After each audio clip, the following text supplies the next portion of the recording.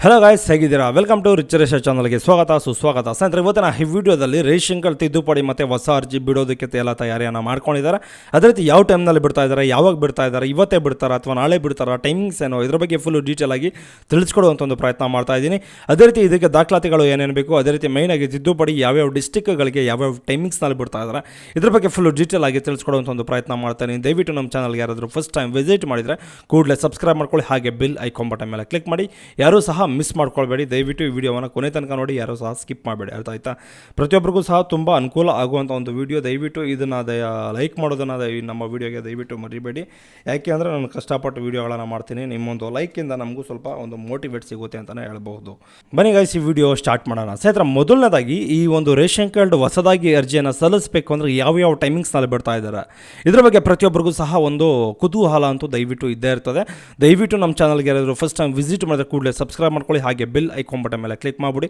ನಮಗೂ ಸ್ವಲ್ಪ ಎನರ್ಜಿ ಬರುತ್ತೆ. ಅರ್ಥ ಆಯ್ತಾ? ಇದನ್ನು ದಯವಿಟ್ಟು ಅರ್ಥ ಮಾಡ್ಕೊಳ್ಳಿ. ಬನ್ನಿ ಗಾಯ್ಸ್, ಈ ವಿಡಿಯೋ ಸ್ಟಾರ್ಟ್ ಮಾಡೋಣ. ಸ್ನೇಹಿತರೆ, ಮೊದಲನೇದಾಗಿ ರೇಷನ್ ಕಾರ್ಡ್ ಹೊಸದಾಗಿ ಅರ್ಜಿಯನ್ನು ಸಲ್ಲಿಸೋರು ಇದನ್ನು ದಯವಿಟ್ಟು ಗಮನವಿಟ್ಟು ಕೇಳಿಸ್ಕೊಳ್ಳಿ. ಮೆಡಿಕಲ್ ಎಮರ್ಜೆನ್ಸಿ ಇದ್ದರೆ ಮಾತ್ರ ಇಮಿಡಿಯೇಟ್ಲಿ ಅಪ್ರೂವಲ್ ಮಾಡ್ಕೊಡ್ತಾರೆ. ಇಲ್ಲ ಅಂದರೆ ಮೆಡಿಕಲ್ ಎಮರ್ಜೆನ್ಸಿ ಇಲ್ಲದೇ ಇರೋರು ಸಹ ಅರ್ಜಿಯನ್ನು ಸಲ್ಲಿಸಿದ್ರೆ ನಿಮ್ಗೆ ಏನು ಮಾಡ್ತಾರೆ ಅಂದರೆ ಪೆಂಡಿಂಗ್ ಮಾಡ್ತಾರೆ. ಎಲ್ರಿಗೂ ಯಾವ ಟೈಮ್ನಲ್ಲಿ ಅಪ್ರೂವಲ್ ಮಾಡ್ತಾರೋ ಅದೇ ಟೈಮ್ನಲ್ಲಿ ನಿಮಗೆ ರೇಷನ್ ಕಾರ್ಡು ಅಪ್ರೂವಲ್ ಮಾಡಿಕೊಡುವಂಥ ಒಂದು ಸಾಧ್ಯತೆಗಳು ಇರ್ತದೆ. ಅರ್ಥ ಆಯ್ತಾ? ಮೆಡಿಕಲ್ ಎಮರ್ಜೆನ್ಸಿ ಇದ್ದರೆ ಇಮಿಡಿಯೇಟ್ಲಿ ಅಪ್ರೂವಲ್ ಮಾಡಿಕೊಡುವಂಥ ಒಂದು ಪ್ರಯತ್ನ ಮಾಡ್ತಾರೆ. ಅಪ್ರೂವಲ್ ಮಾಡೋದಕ್ಕೆ ಯಾವ ಟೈಮ್ನಲ್ಲಿ ಬಿಡ್ತಾರೆ, ಯಾವ ಡೇಟ್ನಲ್ಲಿ ಬಿಡ್ತಾರೆ, ಅದೇ ರೀತಿ ಯಾವ ಟೈಮಿಂಗ್ಸ್ನ ನೀವು ಫಾಲೋ ಮಾಡಬೇಕು. ತಿದ್ದುಪಡಿಗೆ ಯಾವ ಟೈಮಿಂಗ್ಸ್ ಇರ್ತದೆ, ಅದೇ ರೀತಿ ಹೊಸ ಅರ್ಜಿಗೆ ಯಾವ ಟೈಮಿಂಗ್ಸ್ ಇರ್ತದೆ ಅಪ್ರೂವಲ್ಗೆ, ಇದ್ರ ಬಗ್ಗೆ ಫುಲ್ ಡೀಟೇಲ್ ಆಗಿ ತಿಳಿಸ್ಕೊಡುವಂಥ ಒಂದು ಪ್ರಯತ್ನ ಮಾಡ್ತೀನಿ. ಅದೇ ರೀತಿ ನಿಮಗೆ ಮೆಡಿಕಲ್ ಎಮರ್ಜೆನ್ಸಿ ಇದ್ದರೆ ಮಾತ್ರ ಅದಕ್ಕೆ ಸಂಬಂಧಪಟ್ಟ ಒಂದು ದಾಖಲಾತಿಗಳು ಇದ್ದರೆ ನಿಮ್ಗೆ ಏನು ಮಾಡ್ತಾರೆ ಅಂದರೆ ಮೇಯ್ನಾಗಿ ಒಂದು ಫುಡ್ ಆಫೀಸಲ್ಲಿ ಅಪ್ರೂವಲನ್ನು ಕೊಡ್ತಾರೆ. ಇಲ್ಲ ಅಂದರೆ ಪೆಂಡಿಂಗನ್ನು ಆಗಿರ್ತಾರೆ. ಎಲ್ರಿಗೂ ಅಪ್ರೂವಲ್ ಯಾವಾಗ ಸಾಮಾನ್ಯವಾಗಿ ಎಲ್ರಿಗೂ ಅಪ್ರೂವಲ್ ಯಾವಾಗ ಕೊಡ್ತಾರೋ ಅಂತಹ ಒಂದು ಟೈಮ್ನಲ್ಲೇ ನಿಮಗೂ ಸಹ ಅಪ್ರೂವಲನ್ನು ಕೊಡುವಂಥ ಒಂದು ಸಾಧ್ಯತೆಗಳು ಹೆಚ್ಚಾಗಿ ಇರ್ತದೆ. ಅರ್ಥ ಆಯ್ತಾ?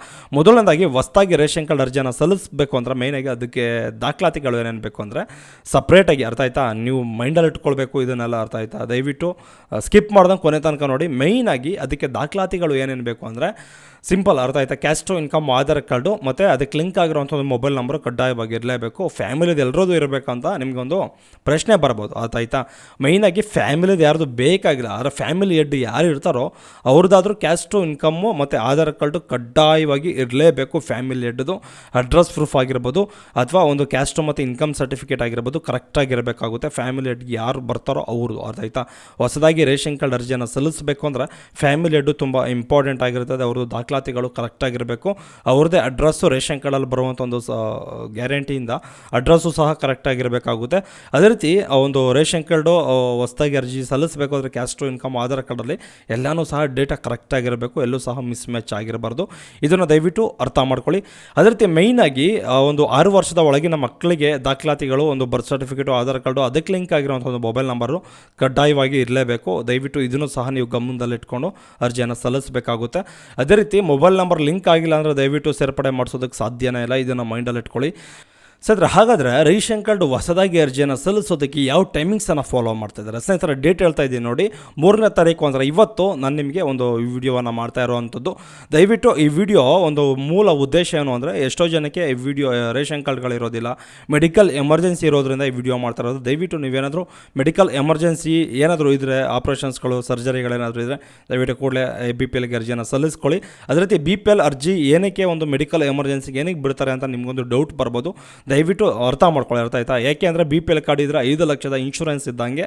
ಒಂದು ಸರ್ಕಾರದಿಂದ ಏನೇ ಒಂದು ಮೆಡಿಕಲ್ ಎಮರ್ಜೆನ್ಸಿ ಇದ್ರೂ ಸಹ ನಿಮಗೇನಾದರೂ ಹೆಲ್ತ್ ಇಶ್ಯೂಗಳಾದರೆ ಒಂದು 5 ಲಕ್ಷದ ಇನ್ಶೂರೆನ್ಸ್ಗಳು ಒಂದು ಕವರೇಜನ್ನು ಸರ್ಕಾರದಿಂದನೇ ಡೈರೆಕ್ಟಾಗಿ ಕೊಡ್ತಾರೆ ಅಂತ ಹೇಳ್ಬೋದು.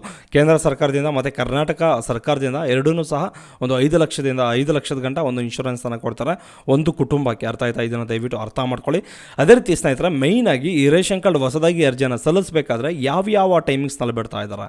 ಎಲ್ಲ ಡಿಸ್ಟಿಕ್ಗಳಿಗೂ ಒಂದೇ ಟೈಮಿಂಗ್ಸ್ನಲ್ಲಿ ಹೊಸ ಅರ್ಜಿಗಳನ್ನು ಬಿಡ್ತಾರೆ. ಇದನ್ನು ಮೈಂಡಲ್ಲಿ ಇಟ್ಕೊಳ್ಳಿ.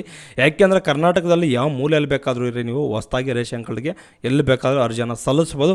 ಅದಕ್ಕೆ ತಕ್ಕಂತೆ ದಾಖಲಾತಿಗಳು ಕಡ್ಡಾಯವಾಗಿ ಇರಬೇಕಾಗುತ್ತೆ. ಇದನ್ನು ದಯವಿಟ್ಟು ಅರ್ಥ ಮಾಡ್ಕೊಳ್ಳಿ. ಅದಕ್ಕೆ ಒಂದು ಮುಖ್ಯ ಸೂಚನೆ ಏನಪ್ಪ ಅಂದರೆ, ನೀವೇನಾದರೂ ಹೊಸದಾಗಿ ರೇಷನ್ ಕಾರ್ಡ್ಗೆ ಅರ್ಜಿಯನ್ನು ಸಲ್ಲಿಸ್ತಿದ್ದೀರಾ ಅಂದರೆ ಅಕ್ಕಪಕ್ಕದ ಮನೆಯವ್ರದ್ದು ರೇಷನ್ ಕಾರ್ಡನ್ನು ದಯವಿಟ್ಟು ಈಸ್ಕೊಂಡೋಗಿ, ಇಲ್ಲಾಂದರೆ ಫೋಟೋ ಹೊಡ್ಕೊಂಡು ಹೋಗಿ. ಯಾಕೆ ಅಂದರೆ ಮೇಯ್ನಾಗಿ ಒಂದು ಮುಖ್ಯ ಉದ್ದೇಶ ಏನಪ್ಪ ಅಂದರೆ, ಸೊಸೈಟಿ ಕೋಡು ಸಿಕ್ಕಾಪಟ್ಟೆ ಹುಡುಕುವಂಥ ಒಂದು ಪ್ರಯತ್ನ ಮಾಡಬಹುದು ಸೈಬರಲ್ಲಿ. ಯಾಕೆಂದರೆ ಅಂದರೆ ಸಿಗಲ್ಲ ಬೇಗ, ಅರ್ಥ ಆಯ್ತಾ. ಅದರಲ್ಲಿ ಸುಮಾರು ಸಾವಿರಾರು ಸೊಸೈಟಿಗೆ ಕೋಡ್ಗಳಿರ್ತದೆ. ದಯವಿಟ್ಟು ನೀವೇನಾದರೂ ಅಕ್ಕಪಕ್ಕದ ಮನೆಯವ್ರದ್ದು ಒಂದು ರೇಷನ್ ಕಾರ್ಡ್ ಕೋಡ್ ಇರ್ತದೆ, ಅದರಲ್ಲಿ ಅದನ್ನು ಫೋಟೋ ಹೊಡ್ಕೊಂಡಿದ್ರೆ ಫ್ರಂಟ್ ಪೇಜನ್ನು ದಯವಿಟ್ಟು ಅದರಲ್ಲಿ ಕೂಡಲೇ ಇಮಿಡಿಯೇಟ್ಲಿ ಅರ್ಜಿಯನ್ನು ಸಲ್ಲಿಸೋದಕ್ಕೆ ತುಂಬ ಈಸಿ ಆಗುತ್ತೆ, ತುಂಬ ಟೈಮ್ ಉಳಿತಾಯ ಆದಂಗೆ ಆಗುತ್ತೆ, ಅರ್ಥ ಆಯ್ತಾ. ಇದನ್ನು ದಯವಿಟ್ಟು ಮೈಂಡಲ್ಲಿ ಇಟ್ಕೊಳ್ಳಿ. ಸರ್ ಅದೇ ರೀತಿ ಏನಿದ್ರು ಟೈಮಿಂಗ್ಸು ಸುಮಾರು 10ರಿಂದ 12 ಗಂಟೆ ತನಕ ಒಂದು ರೇಷನ್ ಕಾರ್ಡ್ ಹೊಸದಾಗಿ ಅರ್ಜಿಯನ್ನು ಹಾಕೋದಕ್ಕೆ ಬಿಟ್ಟಿದ್ದಾರೆ. ನೀವೇನಾದರೂ ಹೊಸದಾಗಿ ಅರ್ಜಿಯನ್ನು ಸಲ್ಲಿಸಬೇಕು ಅಂದರೆ ನಿಮ್ಮ ಹತ್ರದಲ್ಲಿರುವಂಥ ಒಂದು ಸೈಬರ್ ಸೆಂಟರ್ಗಳಿಗೆ ವಿಸಿಟ್ ಮಾಡಿ. ಯಾವ್ಯಾವ ಸೈಬರ್ ಸೆಂಟರ್ಗಳಿಗೆ ವಿಸಿಟ್ ಮಾಡಬೇಕು ಅಂದರೆ ಮೈನಾಗಿ ಕರ್ನಾಟಕವನ್ನು, ಗ್ರಾಮವನ್ನು ಮತ್ತು ಬೆಂಗಳೂರನ್ನು ಇದಕ್ಕೆ ಅಂತಲ್ಲ ಎಲ್ಲ ಪಬ್ಲಿಕ್ ಲಾಗಿನಲ್ಲೂ ಸಹ ಬಿಡ್ತಾ ಇದ್ದಾರೆ. ಹೊಸದಾಗಿ ರೇಷನ್ ಕಾರ್ಡು ನೀವು ಅರ್ಜಿಯನ್ನು ಸಲ್ಲಿಸಬೇಕು ಅಂದರೆ ಪ್ರತಿಯೊಬ್ಬರೂ ಸಹ ನೀವು ತಯಾರಿಯನ್ನು ಮಾಡ್ಕೊಳ್ಳಿ. ಯಾಕೆ ಅಂದರೆ ಒಂದು ಎಲ್ಲ ಪಬ್ಲಿಕ್ ಸೈಬರಲ್ಲೂ ಪಬ್ಲಿಕ್ ಲಾಗಿನಲ್ಲೂ ಸಹ ಬಿಡ್ತಾ ಇದ್ದಾರೆ. ಇದನ್ನು ದಯವಿಟ್ಟು ಅರ್ಥ ಮಾಡಿಕೊಂಡು ನೀವು ಅರ್ಜಿಯನ್ನು ಸಲ್ಲಿಸ್ಬೋದು, ಅರ್ಥ ಆಯ್ತಾ. ಸರ್ ಅದೇ ರೀತಿ ಮೈನಾಗಿ ತಿದ್ದುಪಡಿ ವಿಚಾರಕ್ಕೆ ಬರೋದು. ಅದರ ತಿದ್ದುಪಡಿ ಏನೇನು ಮಾಡಿಸ್ಕೊಳ್ಬೋದು, ತಿದ್ದುಪಡಿಲಿ ಸುಮಾರು ಸೇರ್ಪಡೆ ಮಾಡಿಸ್ಕೊಳ್ಬೋದು, ಡಿಲೀಟ್ ಮಾಡಿಸ್ಬೋದು. ಈಗ ಪ್ರೆಸೆಂಟ್ ಏನು ತಿದ್ದುಪಡಿ ಬಿಟ್ಟಿದ್ದಾರೆ ಅಂದರೆ ಮೇಯ್ನಾಗಿ ಮೆಡಿಕಲ್ ಎಮರ್ಜೆನ್ಸಿ ಇದ್ದರೆ ಮಾತ್ರ ತಿದ್ದುಪಡಿಯನ್ನು ಬಿಡ್ತಾ ಇದ್ದಾರೆ.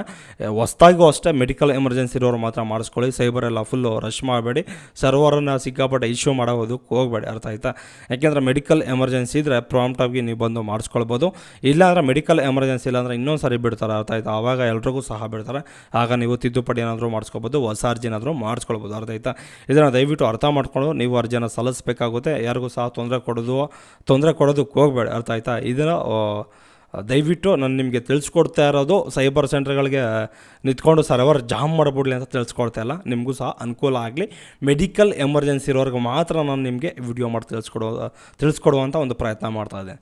ಸೊ ಅದರ ಮೊದಲನೇದಾಗಿ ರೇಷನ್ ಕಾರ್ಡ್ ತಿದ್ದುಪಡಿ ಮಾಡಿಸ್ಕೊಳ್ಬೇಕು ಅಂದರೆ ಯಾವ್ಯಾವ ಡಿಸ್ಟಿಕ್ಗಳಿಗೆ ಒಂದು ಯಾವ್ಯಾವ ಸರ್ವರ್ಗಳು ಯಾವ್ಯಾವ ಟೈಮಿಂಗ್ಸ್ನಲ್ಲಿ ಬಿಡ್ತಾ ಇದ್ದಾರೆ.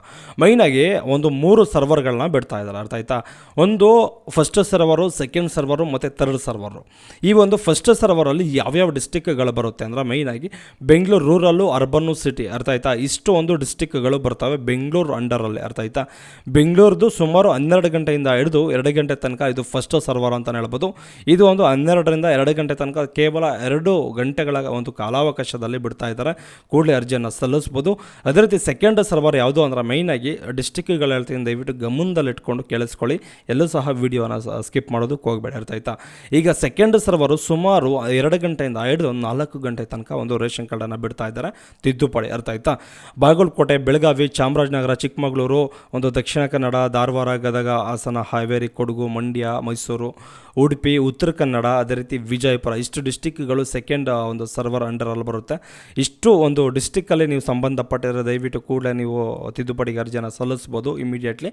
ಅದೇ ರೀತಿ ನೆಕ್ಸ್ಟು ಥರ್ಡ್ ಸರ್ವರ್ ಯಾವುದು ಬರುತ್ತೆ ಅಂದರೆ ಬಳ್ಳಾರಿ, ಬೀದರು, ಚಿಕ್ಕಬಳ್ಳಾಪುರ, ಚಿತ್ರದುರ್ಗ, ದಾವಣಗೆರೆ, ಒಂದು ಕಲಬುರಗಿ, ಕೋಲಾರ, ಕೊಪ್ಪಳ, ರಾಯಚೂರು, ರಾಮನಗರ, ಶಿವಮೊಗ್ಗ, ತುಮಕೂರು, ಯಾದಗಿರಿ, ವಿಜಯನಗರ, ಅರ್ಥ ಆಯ್ತಾ. ಇಷ್ಟು ಡಿಸ್ಟಿಕ್ಗಳು ಒಂದು ಥರ್ಡ್ ಸರ್ವರಲ್ಲಿ ಬರುತ್ತೆ. ಥರ್ಡ್ ಸರ್ವರು ಸುಮಾರು ಒಂದು ಟೈಮಿಂಗ್ಸ್ ಏನಿರ್ತದೆ ಅಂದರೆ ಸುಮಾರು ಒಂದು 4 ಗಂಟೆಯಿಂದ ಹಿಡಿದು ಒಂದು 6 ಗಂಟೆ ತನಕ ಒಂದು ಥರ್ಡ್ ಸರ್ವರ್ ಲಿಂಕನ್ನು ಒಂದು ಬಿಡುಗಡೆ ಮಾಡ್ತಾರೆ.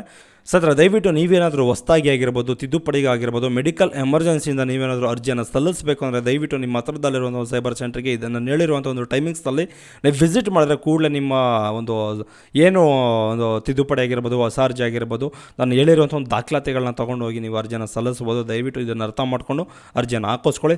ಅದೇ ರೀತಿ ಯಾರೂ ಸಹ ಮೆಡಿಕಲ್ ಎಮರ್ಜೆನ್ಸಿ ಇಲ್ಲ ಅಂದರೆ ದಯವಿಟ್ಟು ಸೈಬರ್ ಸೆಂಟರ್ಗಳಿಗೆ ವಿಸಿಟ್ ಮಾಡೋದಕ್ಕೆ ಹೋಗಬೇಡಿ. ಯಾಕೆಂದರೆ ಮೆಡಿಕಲ್ ಪರ್ಪಸ್ಗೂ ಮಾತ್ರ ಬಿಟ್ಟಿರುವಂಥದ್ದು. ಇದನ್ನು ದಯವಿಟ್ಟು ಅರ್ಥ ಮಾಡ್ಕೊಳ್ಳಿ, ಅರ್ಥ ಆಯ್ತಾ. ಸತ್ರ ನೀವೇನಾದರೂ ಈ ವಿಡಿಯೋವನ್ನು ನೋಡ್ತಾ ಇದ್ದಾರೆ ದಯವಿಟ್ಟು ನಿಮ್ಮ ಫ್ಯಾಮಿಲಿ, ನಿಮ್ಮ ಫ್ರೆಂಡ್ಸ್ಗೂ ಸಹ ಶೇರ್ ಮಾಡೋದನ್ನು ದಯವಿಟ್ಟು ಮರೆಯಾಗೋದಕ್ಕೆ ಹೋಗಬೇಡಿ, ಅರ್ಥ ಆಯ್ತಾ. ಸತ್ರ ಅದೇ ರೀತಿ ನಮ್ಮ ವಿಡಿಯೋಗೊಂದು ಲೈಕ್ ಮಾಡಿ. ಅದೇ ರೀತಿ ನಿಮ್ಗೇನಾದರೂ ಡೌಟ್ಸ್ಗಳಿದ್ರೆ ಕೂಡಲೇ ಕಮೆಂಟ್ ಮಾಡಿದ್ರೆ ಅದಕ್ಕೆ ನಾನು ರಿಪ್ಲೈ ಕೊಡುವಂಥ ಒಂದು ಪ್ರಯತ್ನ ಮಾಡ್ತೀನಿ. ಬೈ ಬಾಯ್, ನೆಕ್ಸ್ಟ್ ವಿಡಿಯೋದಲ್ಲಿ ಸಿಗೋಣ. ಇದೇ ರೀತಿ ಯಾವುದಾದ್ರೂ ಅಪ್ಡೇಟಿಂಗ್ ಅನ್ನೋ ವಿಚಾರಗಳಿದ್ರೆ ತಿಳಿಸ್ಕೊಡುವಂಥ ಒಂದು ಪ್ರಯತ್ನ ಮಾಡ್ತಾ ಇದ್ದೀನಿ. ಬೈ ಬಾಯ್.